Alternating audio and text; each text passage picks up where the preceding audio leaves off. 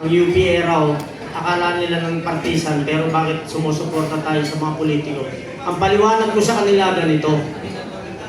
Lahat tayo, political lang ginagawa natin pag nag-uusap tayong dalawa, nakakipaghalubilo na, that is political. Pero yung partisan na sinasabi natin, ng partisan, niyayakap ng UPI kahit anong partido. Wala tayong dinigilingan. Kaya kung sino yung sumama sa atin, sabi nga ni Atty. Harold, doon tayo sasama, lumalaban sa mali. At kung nakikita nilang tama yung pinapakipaglaban ng UPI, tatanggapin namin sila. Kaya tayo nagkakaisa. Bakit ka sasabihin, ini-invite nga natin sila lahat eh. Ang dumarating lang lagi, yung supporter ng mga Duterte. Imbitahan natin yung mga dilawag, walang dumarating. Anong gagawin natin sa buhay natin? Magplastikan tayo. So bigyan natin ng pagkakataon dahil dumating, sumuporta sa atin ang ating kaibigan, Atty. Jing Paras.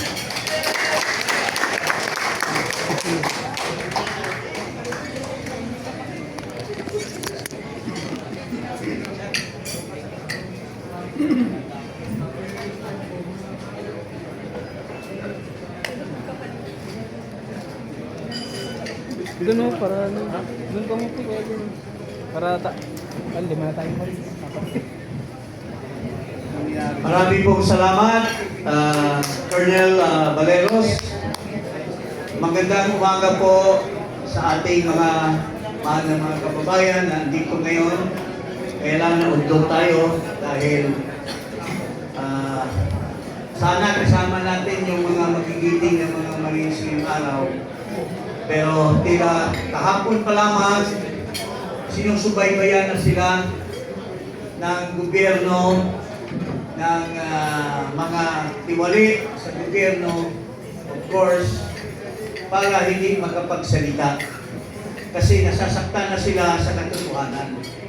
Kaya makita mo ngayon, hindi tayo natuloy dito sa ating programa na parangal ng mga retired military and police generals at iba pang men in uniform na naniniwala at pinaniniwalaan yung mga katotohanan na sinasabi ng mga Marines. So, to the members of the media, ating mga vloggers, at ating mga magigiting mga mamamayan. Ito po ang kabulastugan nitong administrasyon. Sinasabi ni Amy Marcos na bangag ng kapatid niya. Pag bangag ka daw, talagang papalpakin mo ang pagpamamahala ng ating bansa. Very clear. May gera ngayon doon sa ikangay Middle East. Sa mga past presidents, nakita nyo, a few months pa lang, ina-anticipate na kung paano tutulungan ang ating mga OFWs. Siguro naalala nyo si former General Roy Simato. Sa 2002 pa lang, sa panahon ni Gloria Macapagal Arroyo, may special envoy na tayo doon sa Middle East para i-guide ang ating mga OFWs who are in danger of the war in Iraq at the time. Sa 2020, mayroon din nangyari po doon sa Middle East. Si Simato na naman pinadala ni Duterte. Pero ngayon, anong pinagawa nito, itong sabi ng kapatid niya, bangag na Marcos?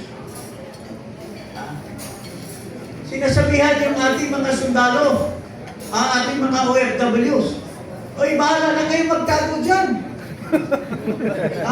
Maghanap kayo ng bomb shelter, maghanap kayo ng mga tunnels dyan, itatago nyo na yung sarili nyo. Kasi wala kaming binabalak pang gawin. So, ito pa lang. Tapos, anong iniintindi niya? Yung remittance ng pera. Ano na yung mga remittance natin? Nagkakagera doon. Kasi baka gusto niyang dagdagan yung sinasabi ng ating mga magigiting na Marines na dinadala di umano yung pera sa kanyang pamamahay. Yun po ang I'm just quoting the statement of the Marines. There was an allegation and pakinggan niyo na po yung mga sinasabi ng ating organizers, yung UPI, yung mga former generals, sabi sila na itong mga Marines, marami pong nadama na eksperyensya, mga aksyon nila galing po sa utos ni former congressman or hindi pa siguro former Congressman Saldico. Kasi nagtatago lamang si Saldico. At pinapatunayan nila sa isang affidavit na sila ay talagang inuutusan na magdala ng mga maletang pera sa iba-ibang tiwali ng mga opisyal. At ang mastermind na tinuro nila ay walang iba kundi ang Pangulo ng Bansang Pilipino. Kasi nagdala daw sila sa paway, nagdala daw sila sa horse park ng pera. Ito po, galing po sa mga statement ng Marines. I'm just quoting from the affidavit.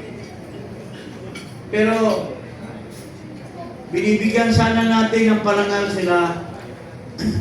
They are absent today because they have been under threat. Dahil sa matinding takot ng mga tiwaling opisyal ay hindi nila pinapayagan na magsalita pa itong ating mga Marines. Kaya today, together with the organizer, ako po ay humihingi ng paumanhin para sa inyo. Na nandito kayo pero wala yung ating binigyan ng parangal dahil sila po ay they are being in a safe house for fear of their life and limbs because since yesterday may mga findings na ang ating mga kababayan na handler dito na may mga nagsusurveillance na may mga marahas na gagawin laban sa kanila. So, bilang isang mamamayang Pilipino at ating nagsiservisyo din sa gobyerno, I've been in the government for 35 years. Ang huli ko pong trabaho ay bilang political advisor ng ating dating Pangulo na kawawa naman. By next week, March 11, he will be 1 year in jail doon sa ibang bansa. Sa buong istorya ng Pilipinas, magmula pa sa mga ninuno natin na lumaban sa mga dayuhan, lumaban sa mga kalaban ng ating bansa. Ngayon pa lang tayo nakakita ng isang presidente na walang pagmamahal sa kapwa Pilipino. This is the first time na ang isang Pilipino, decorated Pilipino, nagserbisyo, maraming nagawa si President Rodrigo Roa Duterte. Ay hinidnap lang basta-basta. In violation of the Constitution, his right to abode, his Bill of Rights, at ito po ay nilapastangan ng gobyerno na ito at dinala po sa ibang bansa para doon litisin at doon siya kinulong. Na buhay naman ang ating hustisya. Buhay naman ang ating ikangay judicial system. Mayroon ngang isang incident, yung si Kian de los Santos. Pinaslang yon doon sa war on drugs, pero bakit napakulong yung mga perpetrators? So, ibig sabihin, gumagana ang ating hustisya. Pero, hinikayat nila na talagang pilitin, nahulihin, at illegally arrested si President Rodrigo Roa Duterte because natatakot sila na habang kanyang presence sa ating bansa ay makakalap ng mga taong bayan na maniwala sa kabulastugan ng gobyerno ni Marcos at baka maulit-ulit ang ating People Power 1 na natalsik yung tatay niya na sinasabi ni Wendy Monson, it is the most magnanakaw under the Guinness Book of Record, yung Marcos Sr.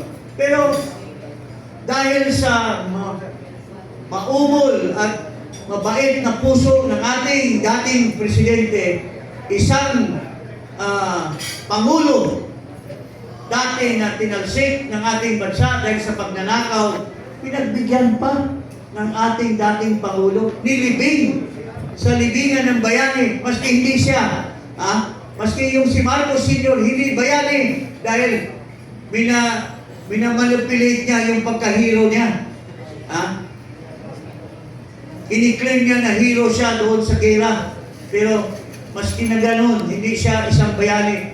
Pinagbigyan pa rin sa mabuting ng ating dating Pangulo, PRRD, na ipalibing sa mga bayani. Mga katabi ng mga bayani dyan sa libingan ng mga bayani. So these are things na dapat ilagay sa bawat isang mamamayan na wala nang patasa itong ating bansa. We are now on the brink of being thrown out of the precipice ng isang pangin. Kulang na lang, itulak tayo, maski hangin na lang siguro magtulak sa akin ay mahuhulog na po tayo. Kaya I'm so happy na nandito po kayo ngayon, right mind, same-minded with us, na isusulong natin ang pagbuklod-buklod at i-denounce natin ang mga kabulastugan nitong administration ni Marcos. Yun lang po at magandang umaga po sa inyo lahat. Mabuhay po ang ating sinusulong na reforma sa ating bansa. Good morning. Okay.